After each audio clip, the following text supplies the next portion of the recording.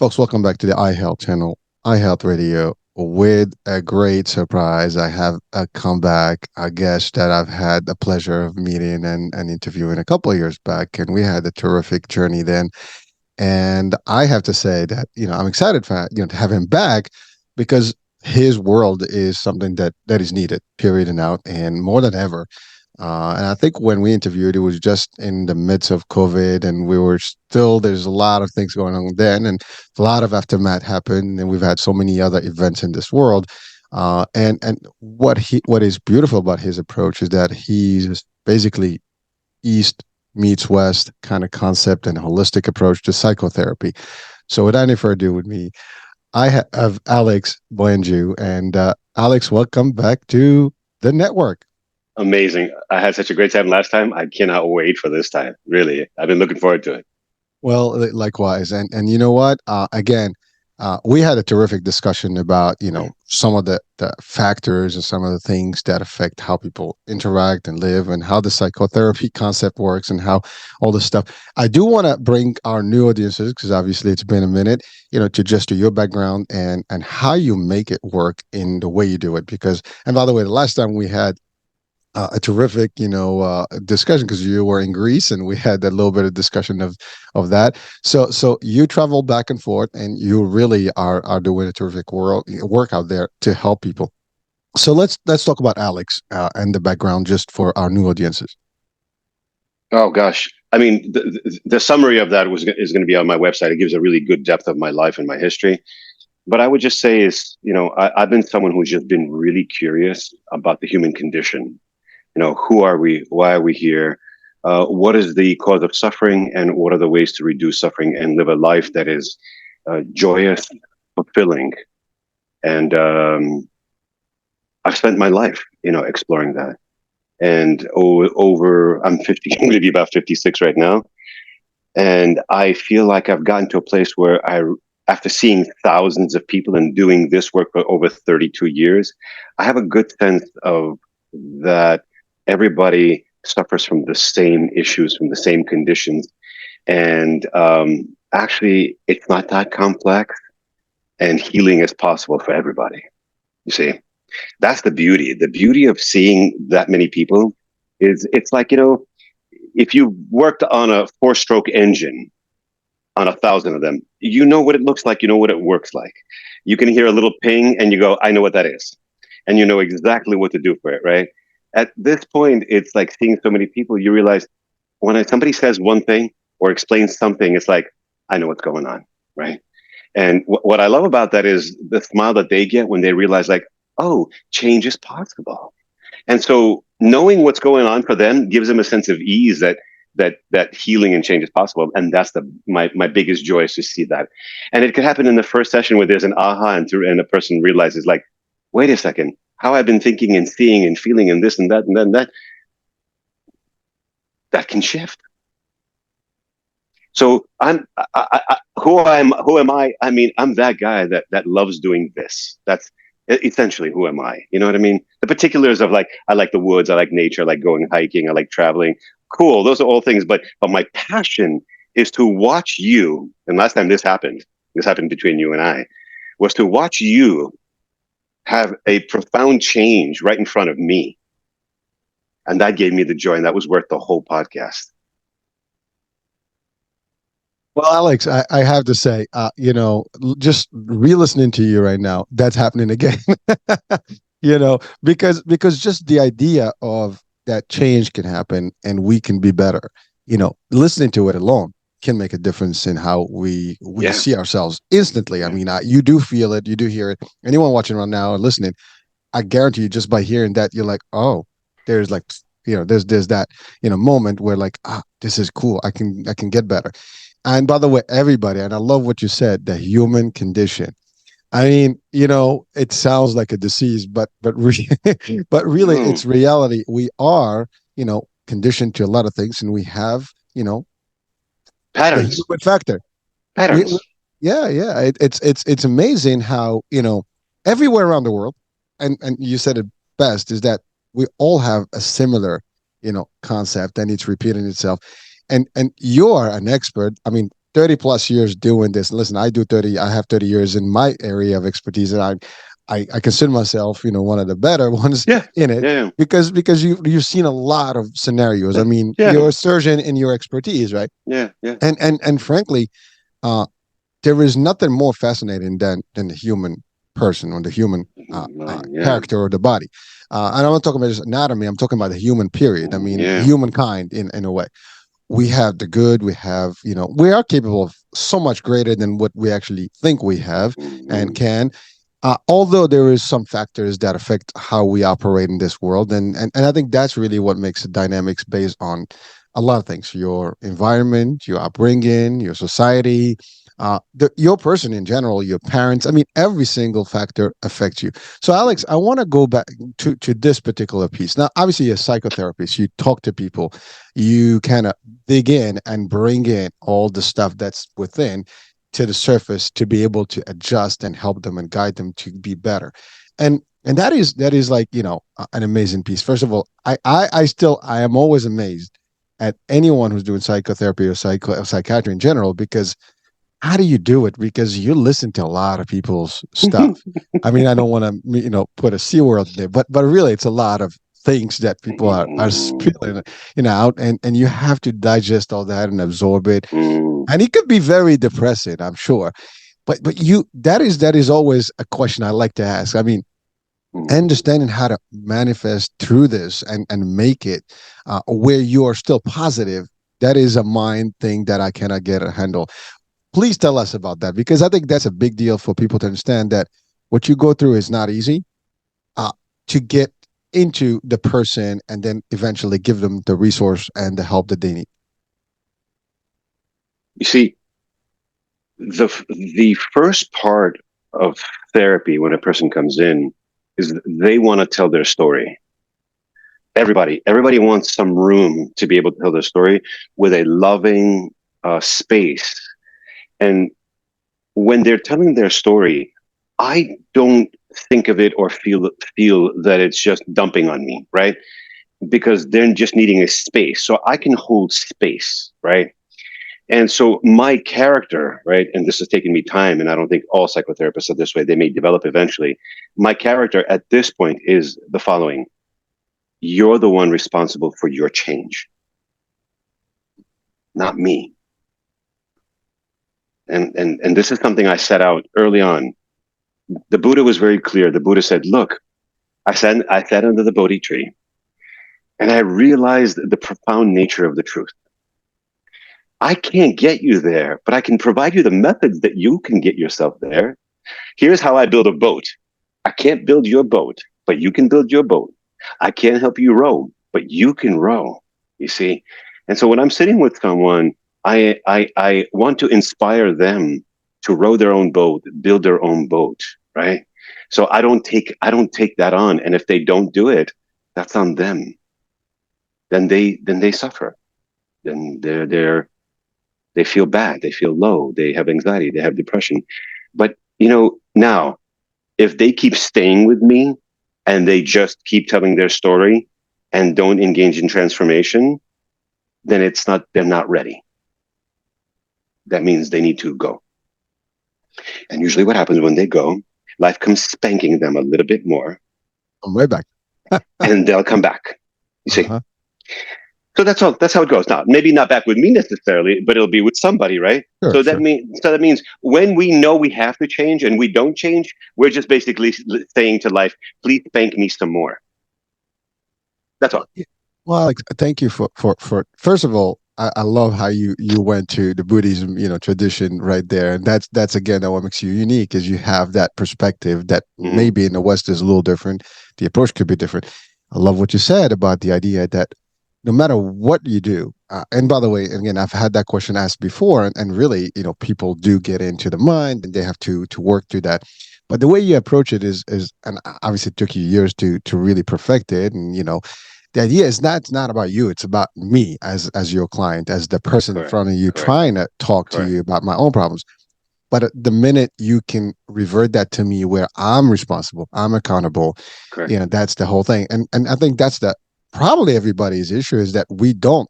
have accountability. We tend to blame everything on everything else Well, as ourselves. this is it right here. And now you're hitting a point of that. I was going to mention this before. So when you said to me, where does this process begin of healing, right? So, and I said, everybody has the potential of working through their stuff. Everybody, right? But in order to do that, one has to be so willing, so curious, and to do the following thing: stop blaming everyone and everything and life. Stop doing that, right? Because all that wasted energy, because let's just take a look at it. Let's go about in our own lives and say, in all the times we've complained, and I'm not a complainer, but let's say in all the times we've complained, has that actually changed anything? Nope. So you Guarantee. sit, so you sit with your friends, and you call another friend, you just keep going, right? At the end of the day, you spoke to five friends about the same damn topic, right? And then you go to sleep at night and you go, did anything change? You're still miserable. Stop. When we stop blaming everybody, then the finger is going to go backwards, and we have to then take a look at the image in the mirror and to say, what am I bringing to this? Alex, when we point this, right, they said that all the other fingers are pointing back at us, right? That's well, it's funny, but you're right. I mean, again, watching and listening right now, folks. I mean, this is just an exercise. Think about it. I mean, what Alex just stated is the obvious, right? We do this. We tend to try to justify everything by talking about it and like figuring reasons why everything is working against us, but we never see like what's our role in that whole aspect of things. What are we doing to manifest those bad things, behaviors, whatever, or on the contrary, like to change for better? You, I'll give you you. I'm going to give you. Let me give you an example. go for it, baby. So everybody will get a laugh of this. Here's one of the most common displacement methods that people use. Right? It goes like this. Oh, he or she made me feel this way. Bullshit. No one can make you feel anything. You feel it yourself. You're feeling that as a reaction and a response to that person. So the analogy that I like to give is if I take 10 people into a room and expose them to a particular circumstance, I'm going to get 10 different interpretations of that. Or let's say three interpretations. Let's say three people agree, but I'm going to get a variety of different interpretations. Therefore, the belief system that we carry is subjective. It is not an objective one in the world. And once we realize, like, wait a second, let me explore how I'm interpreting this situation, and then I can work on that, right? So, living in New York and growing up in New York and being around driving in New York is one of the craziest things that you can experience, right? But I know. once you learn to drive in New York, you can drive anywhere. But the point of this is this: when I was younger and a hothead, and driving in New York, and people would cut me off and all those things, I'd want to fight everybody, right? Because it was personal. You know, you're doing that to me. Why are you trying to cut? So the interpretation was always right. You're doing this to me. Well, I grew up with that because my dad was doing that all the time. So I drove with my dad, and he was doing that all the time. And so there was a lot of stuff that I was continuing that way. I'm driving in New York not too long ago. Some guy comes passing by me, rolls down the window, and he's screaming at me. He's going nuts, cursing at me. I roll down my window and I'm just looking at him. And in my mind, I'm thinking, oh my God, you're suffering. For you to get to that point because of something on the road, you're Something suffering. behind. Something's bothering you. And then you're going to go home to your wife and children, and they're going to have to live this experience with you. And so I just had compassion for him. I didn't want to pull him out of the car. And so look at what happened. Perspective changed. Right? Yeah, Alex, it's amazing what you said, that it's the capability of pivoting and understanding, a little bit more about things. I mean, because you were able to see that. You're right. I mean, someone is going. I mean, listen, we all have a moment where we kind of like burst, right? Yeah, And it's true fact. I mean, when we get to that point, there's enough that's built up momentum in your life that you correct. sometimes you just kind of like, that's it. You stop. And it takes a level, depends on where you stand in your own person's, abilities. Some people have a way to last longer. I mean, their reaction can be, it takes a lot for them to That's to it. react. Yeah. That's it. That's it. And if you said to me, what's really important to do? It's really important to go from reactivity to conscious acting in life. If you want to talk about some of the most important healing that's done, right? Because we suffer because we're being automatic and reactive. That means the patterns that we have are just simply operating and reacting to circumstances, right? Well, if we develop a longer fuse, a longer moment of reflection, we may see that we have an initial reaction inside, but we can say, wrong time, wrong space, wrong way, wrong view, and say, wait a second. I understand that the old reaction is coming up because it's going to come up. We're not saying it's going to be absent. Did I have a moment in me that wants to say, I'm going to pull my car over and grab him? Absolutely. The old thing arose, right? But the old thing is I'm in charge of the old thing, not the old thing is in charge of me. Cool. And this is what's really important, right? When we start to get that gap moment of space between the old thing and the way I want to be and who I am, then we have the power to not give in to the old ways. But we have to have enough time to understand that the old ways create suffering. And we need a gap, we need distance. Pause, breathe, take a breath, breathe for 1 minute, just 30 seconds. You're at work and one of your coworkers says something and you're looking at them and just inside of you go, calm down, calm, settle, and then go. And Alex, I listen. Like it's the analogy I would give is like most of the people are on a one, linear D, as opposed Yes, to like a 3D, 4D version. You got to see it from every angle that's before. it. And there is a lot of discussion about. All you have to do is use keyword you stated, pause. Right. If you take a minute or less to just like absorb it, think about the outcome and what will be the different things that can happen if you stated quick, a certain thing, everything can go. I mean, most of the escalations can be de-escalated without even anything if you just pause for a minute and like this is Correct. not worth it. If you get to think about things, just and by the way, these things happen at a fast pace. I mean, this is not like taking it's a split second and you get all these visuals and you can control. And by the way, this is an exercise that we in martial arts, I mean, is pretty big.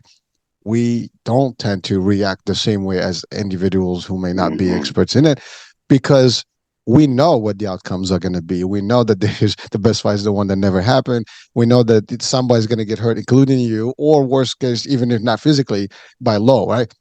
So what's the point? So there's you have to like adjust to that. And I love what you said. You're in control at the end of the day. You're right. We all have that first gut feelings like I want to just go and snap the dude from the car. But at the end of the day, like, there must be something about that. And I had a discussion and someone had said, you can just like, are you okay, man? Yeah, you and know, inside of me, I had a lot of compassion for him because I'm like, are you okay? Because in order to do that, you got to be not well. well, So, you're a psychotherapist. You can analyze people faster than the average person. but to be honest with you, you don't need to be a psychotherapist. You just have to realize that, if we observe other people, we start to realize that the majority of their actions and words are coming from their own suffering, from their own confusion. People are not clear about themselves. Well, if they're not clear about themselves and they interact with me, why would I take that personally? I perceive that most human beings, unless they're at a particular level of development, are so like if you said to me from reactivity to conscious action, right? I have a lot of compassion for the people where it's in that reactivity phase, you know, because then once you get to conscious action, you're not gonna do that. So I have a lot of compassion. It's like, I'm not going to be now. Look, obviously, people are going to thinking, well, what happens if they punch you? What happens if they do so? I get that. I may be upset, right? But I'm not going to hold on to it. It's not going to create my world is not going to collapse, right? And also I can still hold them in the light and say, I hope they can heal. I hope they can deal with whatever's going on with them. And, the old adage is this, and I know it's going to be so corny what I'm going to say right now, but it's so true. Love really heals everything. It really does. I've understood this only now.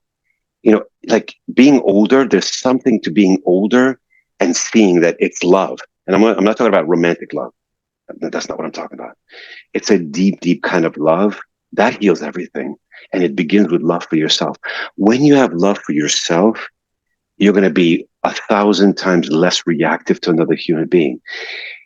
If you want to correlate the relationship between reactivity and lack of love, that's the best correlation you can have. Alex, wisdom, wisdom, man. When I'm not, and I don't mean Alex, when one is not well with oneself, of course you're going to be reactive because you're coming from a deprivation space internally. Well, if I'm from a deprivation state, and I don't mean deprivation of food or clothing, I'm talking about spiritual, psychic, connective to another person, deprivation. I'm lonely. I'm not connected. My heart chakra is closed down. And I feel that deprivation. Of course, you're going to be reactive. You're going to go to the grocery store and the person who's giving you the change back, and you walk out being like, I can't believe they looked at me that way. That's going to happen because you didn't connect with them in that moment. Now the problem is that they're the issue. But if I'm in my heart and I'm in my love and I love myself, but I interact with that person, no matter what they do, love is still going to be between us. So the lack of love in me shows up as the issues with others. So really, essentially, the idea is we are basically our own salvation. We are the ones who We are are completely at the helm. We completely, can turn completely. everything. I love what you said that, and by the way, I agree with you. I mean, we're only a couple of years apart, and I can tell you, as you age, you start becoming different in your behavior, your Yeah. way of thinking. You can de-escalate, you can avoid conflict, you are more in tune with yourself, with who you are. You don't care about people's opinions, you don't care about how people perceive you, how they No. see you, your No. looks, everything, all the stuff that we were like so excited about in at a young age. You're Yeah. like, that was all bull stuff. I mean, it Yeah. wasn't really, it meant nothing because you are who you are and you can't change who you are. I mean, you can Yeah. change your habits, your character, but Yeah. your physical stuff, I mean, you can do things to enhance it. But if you're in love, as you said, with, and this is not about being selfish and egoistic and stuff. This is about just No. loving who you are and for Yeah. who you like, your person, your character. Now, obviously, if you're a bad character, and you have that, then you're gonna react. But then again, that will go back to the discussion you said. That's something wrong with you through some stuff. The Yeah. best example is the bullies, right? I mean, there are a lot of bullies in the world, and Mm-hmm. they basically are just reacting as a defense Correct. mechanism to where Correct. they are and how they, Correct. it's their way to just like tell to the world, you know what, I hate the world because I hate myself in a way. And again, the world hate is too extensive here, but it's really sometimes the level that I can see. Aggression, right? Is the need to control another person so I don't have to be vulnerable and expose my heart. Love the definition. It's simple, but it's deep. I'll say it again. Aggression is the message that I am going to attack you so that you don't enter into the hurt and wounds within me. So it's much easier if I stay on the offensive and if I keep just pushing you away, right? Then you're not going to get close because I got stuff in my closet that I can't even look at. So I don't want you anywhere near it. So I'm going to stay aggressive. And I'm not talking about aggression like hitting. I'm talking about emotional aggression, right? Forget about the next stage of that, right? Which is physical aggression is just, let's say, with our partners or people, that's just the next phase of basically, I am completely empty inside. Alex, it's funny because you talked about this whole definition of aggression and how that it's like a camouflage. I mean, I'm putting all these barriers, Yes. to cover like the reality. I'm almost escaping, to face the truth. It's really Yes. that's, instead of me like looking in the mirror and say like, what the hell's wrong with me? I'm gonna try to reflect, my anger on myself to the world, and I'll keep it that way so no one can think I'm vulnerable, I'm weak. And again, I think that in itself in, introduces the idea of weakness, because the fact that I'm not able to face myself, that should be giving me a sign that there's something wrong with me and I should address it. But unfortunately, I think a lot of us may not get to that point unless we hear something, a discussion, see a specialist, someone that can, as you said, bring that back control to us and say, hey, listen, I can give you that vote. I can show you how it's done, but you got to do it yourself. And I think that's really the challenge. But we see that all over the place. We Yes. see it. I mean, the example you give about the road rage, I mean, that's a very common one. We see it all the time. But it takes, again, understanding. And for people that are watching or listening right now, Alex, what would be some of the advice you would give them to really just, look in the mirror and or identify that they have the issue? Because I think that's the thing. It starts with identifying that I have something not right with me. When and how can we get someone to really, at least understand that I need help or I need to just change? I think there's a spectrum of, so there's, in psychology, we have something called the big five, and it's five scales of really important characteristics. And the first one is called openness, closeness. That's the scale. And it's an amazing scale because when I look at that scale, I go, when a person um, enters my room, if they have not been forced by someone else, let's say, right, by the law or by their partner, they're already on the openness scale of exploring. And they've had enough suffering in their life, enough repetition of the patterns that they say, something's not working. I don't know what it is, but I'm willing to explore it with someone. See, this is what's important. But then you and I also know people who've lived their whole lives never exploring how they contribute to the problems. You know people like that? I know people like that, Oh, I'm sure I do. right? And so those people basically, they're so convinced that the problem is in the world and other people.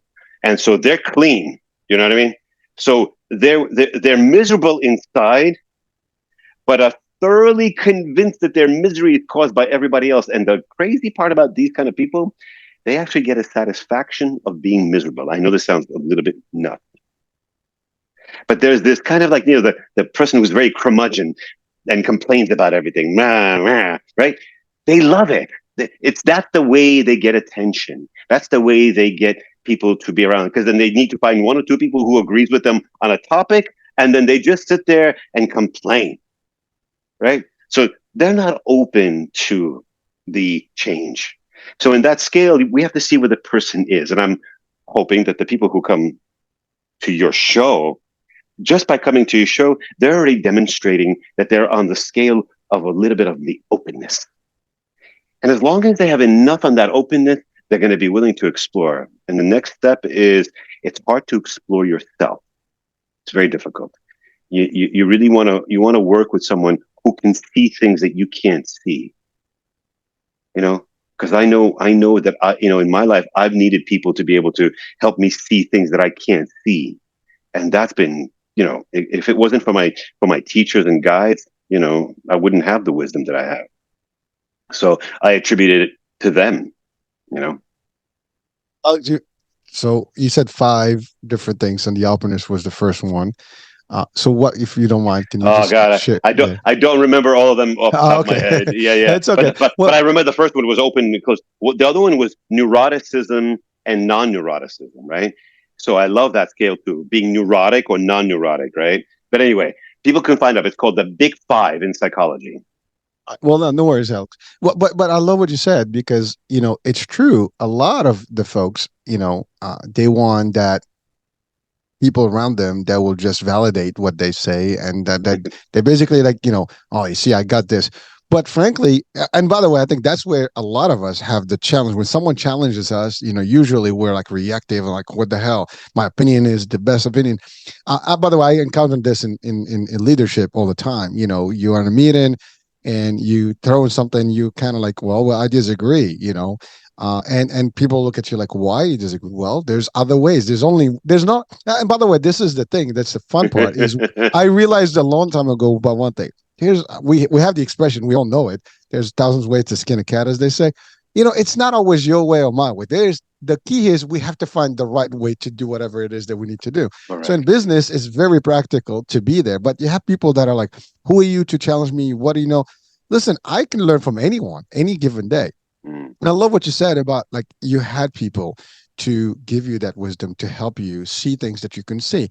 We all have those blind spots, and we all think that we know what we know, but there's always, first of all, I do believe in this. There's always someone that knows more. There's always someone that's better. There's always someone that's better looking. There's someone that's healthier, and so on and so forth. So at the end of the day, don't think that you know it all, that you are at the highest level, because you're never going to be. There's always going to be not only one, plenty of people out there. So it's okay to learn, and you have the best, explanation stated that you had some gurus, some people that you Mm. mentors, that you coach, and I think everybody needs some mentorship and some coaching and some guidance from other people at any given day, especially as we're younger. We need that, that little, structure, if you want to call it, guidance. Yeah, Guidance. exactly. And then, of course, even when you get to like, we're experts at what we do, but that doesn't mean we can't learn on a daily basis. I learn Always. every day, and I don't stop learning. I think that's what makes a difference. Like and again, these shows alone. I mean, I make a joke about it. I'm the first client. I mean, I absorb the information. It keeps me motivated to do more of this, and really keeps me going. I get faced, every day by challenges of life. And every time I get those, guess what I do? I start thinking about all the discussions I had, about all the stuff and advice I give, and I know it works. And if I can give that advice to people, I should give it to myself. And then it Mm-hmm. helps me reset. And I always like, sometimes you get doubts too, like like, am I doing the right thing? What the hell's going on? And then as soon as you start, revisiting your mind with all the stuff, all the motivation stuff, you go, oh, wait, this is going to work. I can do this. It's a temporary phase. I can get through this. Mm-hmm. But Alex, you said something very powerful, I think a couple of times. And when you said someone comes to you, they have to be willing to transform and to change. And I think this is the problem. We need people to be aware that they have to be the ones making that transformation. No one else is going to do it. We can give Yeah. them all the frequency, we can give them all the Mm-hmm. vibes. Mm. They still got to do the work. So the ones that are open, that's the easy ones, right? I mean, I'll tell you. So like I get to see somewhere between 30 to 40 people a week, let's say, right? And I know that from week to week, I know what the person has done from the last session to the next session, how much they actually processed it. And the people who come in who took that one session, because in the 45 minutes to an hour that we work on, it's so deep that if they really just stayed with it and worked on the particulars that we worked on, there's going to be great transformation. Now, some come back next week and they go, look, I took it in. I reflected on it. I kept on reflecting about it. I saw in certain circumstances when I was people interacting, I saw how that came up. I journaled about it. I read a book. So they really, it's like working out. It's not like, you like to work, you go to your martial arts teacher and they go, all right, we're going to do kata number one. You do kata. And then next week you come back, the coach says, okay, good. How'd you do? I didn't practice kata one. Can we do kata two? We got a problem, right? So so I get to see with people. So people sometimes can be really, lazy even when their own transformation, and that just tells me then what happens is this. There's a weird space between enough suffering for change and then not enough suffering for change. If I pinch you, there'll get to be a point where you say, I'm okay with that. I'm okay with that. And then I'm going to punch you now, right? So life is the same way with the human being. It's like life is going to go squeeze, squeeze. And you're like, okay, okay. All right, now I got to go. You know what I mean? So it's the same process here. And so I love working with people who are what I call high motivators. Uh-huh. amazing.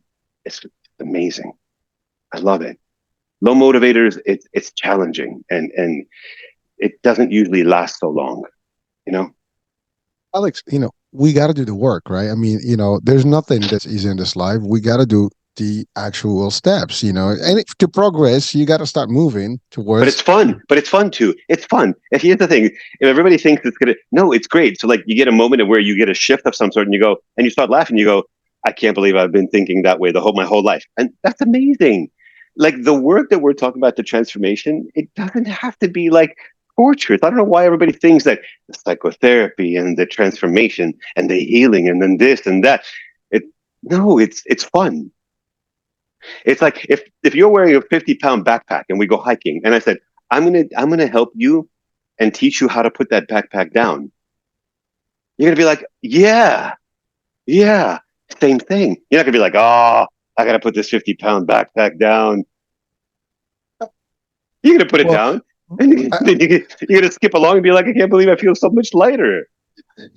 well, it's amazing, right? Like I love the analogy and the descriptive here because if you visualize what you just said right now, I mean that's heavy. It's a heavy load on your shoulder. oh, You're almost ah. like bending down, and then all of a sudden you got vitality. You're moving. You're like Well, that's light on your that's feet. that's it. You see, now that's the word. That's the word that everybody wants. Everybody wants to have vitality. And I want to say this: we have a pandemic in the United States, and it's not COVID. We have a pandemic of anxiety and depression that is caused by the loss of vitality due to many factors, but not because they are biological factors of having issues in the nervous system or the brain. I'm going to repeat that again. Anxiety and depression are symptoms of suppressed vitality. Only one person out of 10 actually has a biochemical deficiency in serotonin and dopamine when given an antidepressant.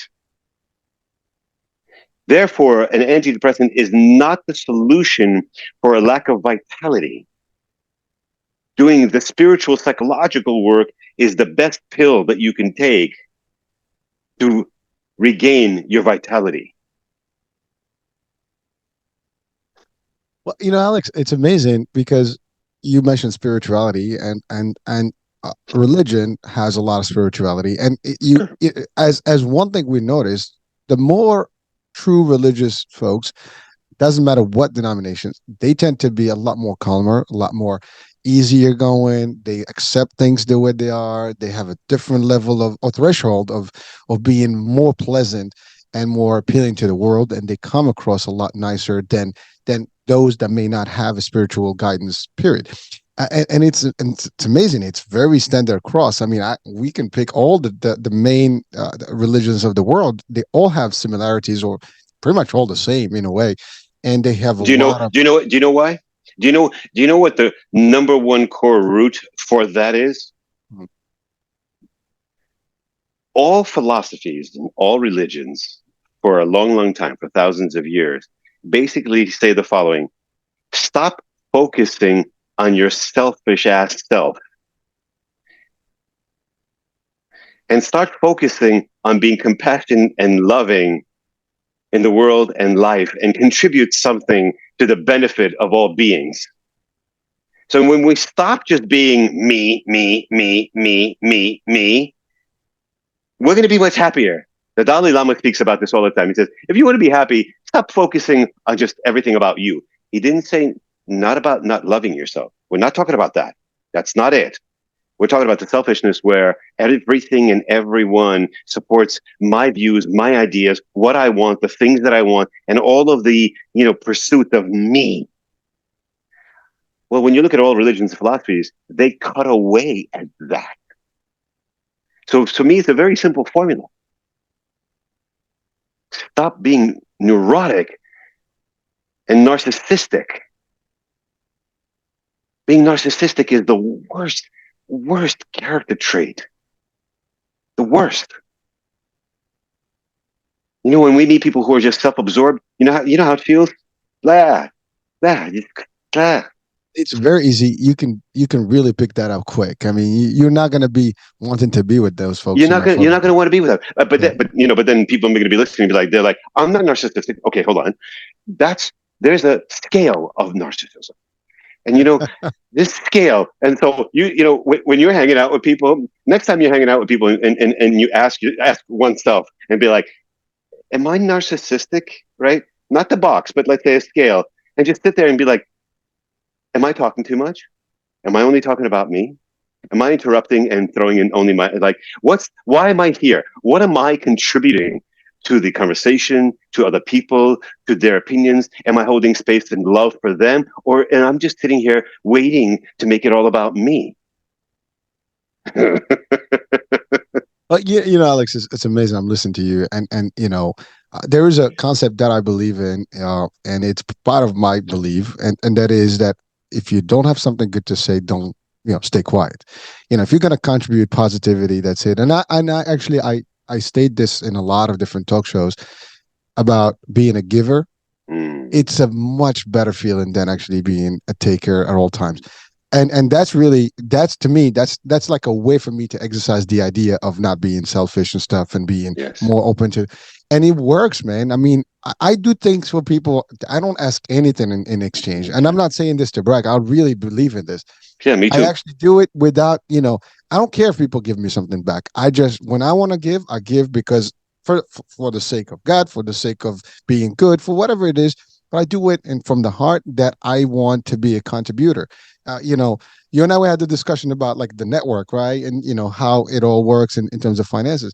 A lot of, when I started all this was all my money and I put in it, not because I expect things. I want this. I want this mission to educate, enlighten people, That's right. and bring something to the value to the world. Because I think there's so much negativity, That's right. and I can use it. Again, I'm a client too, and I know I need it. And I know a lot of people out there. I see people suffering every day. I mean, really, you look around, people are Suffering. really having a tough time financially. Yeah. I mean, everything is expensive now. People are just stressed. You talked about depression. There's so much stuff that's going on that's impacting. But if you keep a positive attitude about things, like my wife sometimes is like, how do you do it? Like, you just like literally not, you don't show any signs of like, anxiety. I don't have anxiety because I can control it. Doesn't mean that I'm not worried about things. I Yeah. am seeing Same. exactly what you're seeing. I just Same. control things in a different, like to your point earlier, what am I going to do? But there are certain things I can't change. I got to work towards a better way to find another solution. That's right. But I can change things that are not in my control. I can change things that are in my control. And it makes a big difference in how I operate in life. Yeah. And you know what? It's not easy, folks. By the way, I make it sound like this, like, it takes a lot of work, a lot of Right. debate. Sometimes you do get those mental decisions or discussions like, what the hell's wrong with you, man? Mm, And you know what? Sometimes, like, what? I go back to the roots, the basics. Am I going to be able to do something about this? No. What can I effectively change? This. Okay, then I'll work there. And that's really what I do. But it's a stranger's, the best thing. And talking about narcissism, you're right. I mean, if it's all about this, you'll be shallow enough that people eventually will just walk away from you. People will That's not it. want to be with you. That's it. And it's very simple. People tend to be very overwhelming when they have those characteristics, and eventually you're just gonna brush them off. That's it. And that's the other thing. I mean, I talk all the time about entourage and your selection of the people around you. And Alex, please, do share with us your vision on this. Mm. How important is the selection of your, I guess, group of support or support system? So in Buddhism, we have a particular saying. I take refuge in the Buddha, the Dharma, and the Sangha. Those three words are the following. The Buddha, taking refuge in the Buddha doesn't mean the person. Buddha is not a person. That means your awakened state. I take refuge in my awakened state. What is the Dharma? The Dharma are the teachings, the way, the methods to recognize my true nature. What is the Sangha? The community. Look at this. Look how intelligent this was. It's amazing. The Buddha didn't say you're going to do this by yourself in isolation from everything. You're going to realize the fullness of the path within the context of community. Because the context of community does a few things. It's a mirror for all of our stuff. So when you are in a community of people, be it family, larger communities, friends, there's a constant mirroring for you of your own stuff. You can't get away from it. And if you are with people who are honest with you, they're going to give you good feedback on your stuff, right? And then as you're working on your stuff and you're becoming more whole and you come back to your home, you're going to start to look around and the people around you and say, do these people support my wholeness? Or are they going to detract from that? It comes down to some very simple questions in my life. So, this person wants to go do this X, Y, and Z. This person wants to do this what X, Y, and Z on the weekend. And you say, you know what? That doesn't align with my morality. That doesn't align with my values. That doesn't align with the depth of why I'm here and alive. And you know what? I don't want to do that. I want to be with people who actually align with my values and my morals, right? And support that. So sangha or community, invaluable, invaluable. And I have formed that. So in my meditation community, which I've created over the last 3 years, we have learned how not to only to meditate together, but we bring together all of our suffering and our issues, and we use that time, and everybody becomes mirrors for each other, supporting each other, making comments for each other. But the goal in the community, we all are we're alike in mind, which is the point of being there is to realize your own truth of who you really are. We have to figure out, are my friends interested in that, or what are they interested in? So yeah, community, huge. I love that, the word alignment. I mean, that you have to align, the Yes, same vision, the same, Similar, love. similar. Yeah, I mean, similar. Yeah, I mean, you have to have something in common to be able to coexist and have a better, I guess, lifestyle, if you want to call it. I mean, your behavior, everything's going to change. But if a lot of people sometimes they interact with people that have nothing, and by the way, that goes for relationships too. You Yeah, know, people meet for the wrong reasons, and then there's nothing in common, and they still yeah. want to make it work, and they just No, collapse it. Relationship get bust, right? you're busted.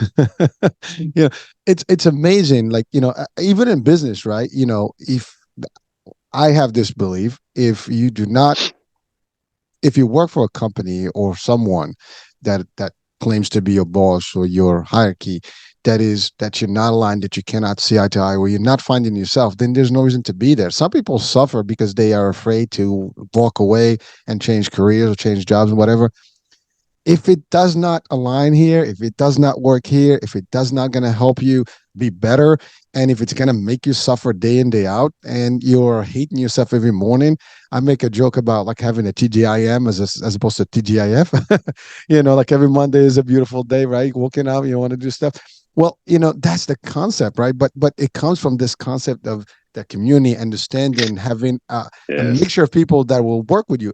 This goes at home, this goes at work, it goes to society. I want to give you an example of a value system related to this. So I work with people, some of them make, let's say, $175,000 a year, right? And they're suffering. They hate their job, they hate their boss, right? And we start talking about, and maybe even their career, right? And I'm like, why'd you go in that career? They're like, just because I think it was about money, right? So then they're working these careers. And I'm like, so if you were to change your lifestyle, right? And you would be more content inside, and maybe you change careers, maybe not, right? And you'd make 100,000 or $125,000. They go like this, but then I can't get my Tesla. And this is the moment that gets really interesting, right? So do you want your Tesla, or do you want to be internally home and at peace and alive and vital? Vital or Tesla? Now, I'm not saying you can't have both. If you're fortunate and you love what you do and you make money in it, go for it. We're not talking about that. We're just talking about the kind of exchanges that we're willing to make for what. And this could be about money or anything else, or in a relationship, right? We make exchanges. We say, I'm going to stay in exchange for what? What is it going to be? And when those exchanges are at the price of my authenticity, you won't be happy. My book that eventually is going to come out is going to be all about authenticity. It's going to be about being authentic in life, and I want it to be at all costs. Like, I want it to be to the point that you're willing to die. Seriously, that you're going to say, if I can't live an authentic life, not that you would kill. I'm talking about not killing oneself. I'm talking about like, I don't want to make choices. That's how much I'd rather be. I'd rather make 5,000, 10,000. I don't know. I'm just using any example. But the key is this: at what price of authenticity am I willing to pay? That's the core of what I'm trying to say here. Alex, I'm listening to you, but our audiences aren't watching or listening right now. Here's a challenge, right? We have so much pressure, around us to acquire things. From the beginning that of your life as a I, young I, person, I know. everybody's. And by the way, I'm not blaming. I'm just stating I some know. facts. We are told you got to do this so you can have the bigger house, so you have the American dream, this dream, and all the other stuff. And people are buying into this all along.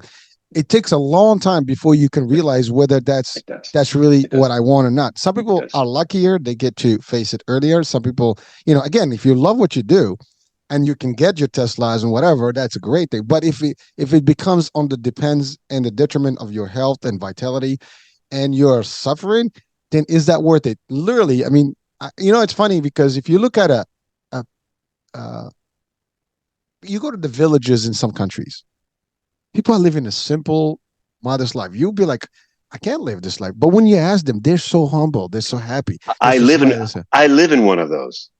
There you go. So where I live in Greece, right? It's south of Athens. It's a small little town, right? Town village, if you want to. I don't even know the distinction, right? But it's like town village, right? And it's got one major road and a couple of shops. We got a few things.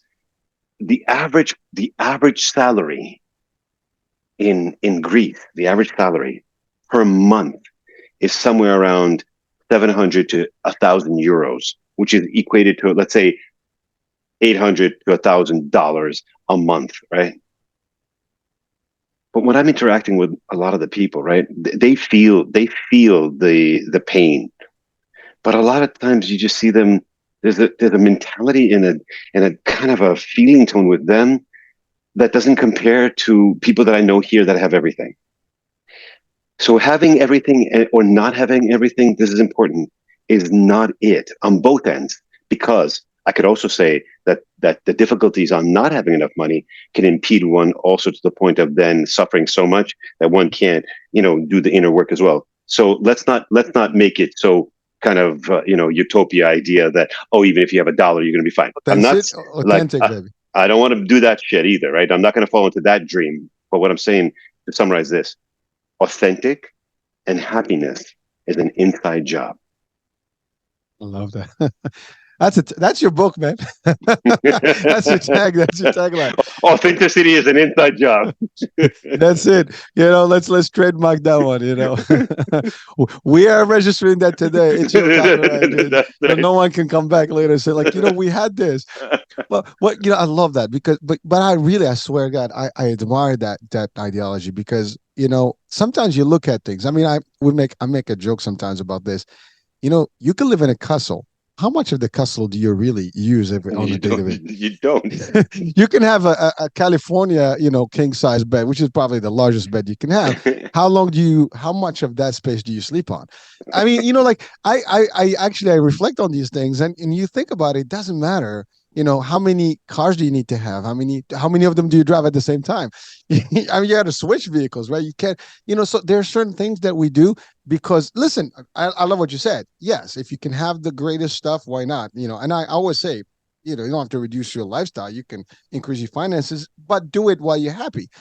At the same time, you don't have to make that your only achievement because, to your point, that can go ruin your life. People Yeah, lose their life because they lose their mind, they get stressed, they kill them. I mean, look, we had the recession in 2008, whatever that the whole bank is. There, people were millionaires or billionaires and killed themselves because they lost a couple. correct. Those. Why would you do that? I mean, if you can make the first million, you can make, you make it over again. If you can make $100, you can make it again. I always make this analogy personally. I lose my job. I can use my mind to work. I can use my hand to work. I can do the basics and still make a living. So in order for me to pay the bills, it's going to go to your point. I can reduce my lifestyle if I have to and still be happy. If it's between the lifestyle of my family and my health, well, guess what? If you lose your health, you got nothing. You can't do the stuff that you. So I love what you said. That what is it that we're trade in? If you trade in that vitality and all that stuff, then it's not worth it. And by the way, guys, this is a decision that each one has to make on their own. But understand your values, what you're looking for in life, and what is the price you're paying for whatever the decisions you make. And those things can make a difference whether you're going to be happier or not happier. I mean, at the end of the day, if you're healthy, we have a saying: if I'm healthy during the day, I have enough food for the day, and I'm safe. Well, I have everything in this world, right? A lot of people in Greece that live on the islands, right? The small islands, and they don't have clubs to go out to, and so it's like you get the shepherds and the herders, right? And you make your local cheeses and you make your local wines, and there's dancing in the evening to local music. And Ikaria is one of the islands, and it was mentioned on one of the shows about living to be 100 years old. It's one of the blue zone blue zone places in the world, and they went to look at why. Right, it is the opposite of everything we've been talking about today. One is consumerism, one is vitality. They want vitality. They want to live vitality. So we have to make a decision. We just have to make a decision. Alex, And I love it. I love it. That is probably the hardest and the toughest decision someone can make is like, what do I want? Do I have that life? And by the way, a simple life is a healthier life as well. I mean, they wake up early, they eat healthy, do you they're know, not stressed. this goes back to the Buddha again, because this is the Buddha always says, the more you have, the more you need to protect it. So now you need a bigger safe, more dogs to guard it, more security systems, more cameras, right? And it just keeps going on. But with that comes something else, an anxiety. Listen to me very careful. An anxiety that it's going to go away. Watch. So if I need a bigger safe, I have more money inside. I'm more worried that somebody will take it. I have three cars. If I lose, if somebody can break it. You know what I mean? Like, so the more I have, the more neurotic I'm going to have to be about losing it. Because what I'm saying philosophically is that the more I have, the happier I am. Therefore, my happiness is what's going to be taken away if that's taken away. And so now we're talking about a big philosophical discussion for next time when we meet.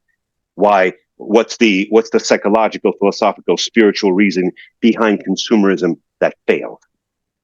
Well, That's that's the it. big topic. We need an hour. We got to come back for that one because I can tell you, I think we need to hear that discussion because it is powerful and it is reality of our world today. We want It's more we and I more and wanna more and I more. wanna have I wanna have that discussion with you. Let's not wait 2 years this time, but that's a big topic.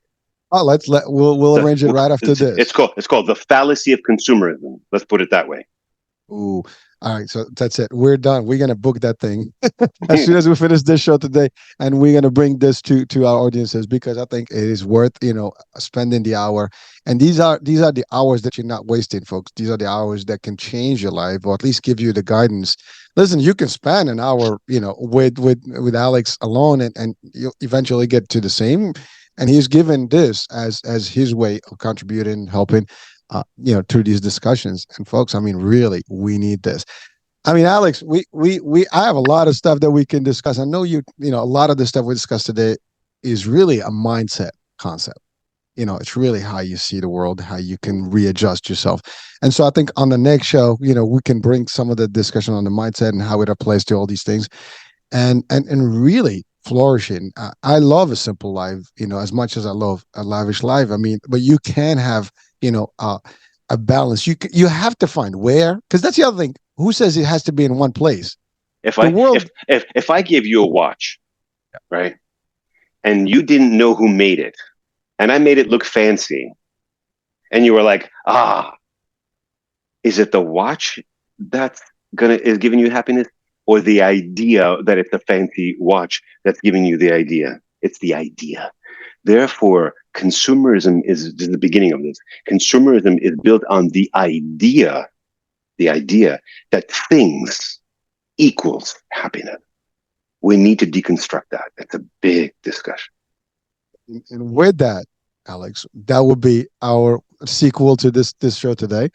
So, Alex, before we wrap up today, what would be some words of wisdom? I mean, we know what our topic next time. What would you leave them today, our audiences? A vital life. There's nothing like a vital life. There is just, you know, I want everybody to have the opportunity to live as many of their living years vital. And listen, there's nothing. By the way, Alex, you are not only talking about this, you live this. You have made that decision Yeah, consciously. I mean, yeah, you are currently in New York, but this is not your home. You no, go and live in that life that makes you happier. And mm, frankly, folks, this is exactly what we need. We need to hear these things because sometimes we just need to make a choice about how we want to live, and sometimes happy doesn't mean, as you said, all the other stuff. Well, with that said, we're gonna leave that for the next show with Alex, and we're gonna bring him back, and we're gonna talk about all this consumers and business, and how we can maybe move away from it. And I want to thank you, Alex, for really, thank you.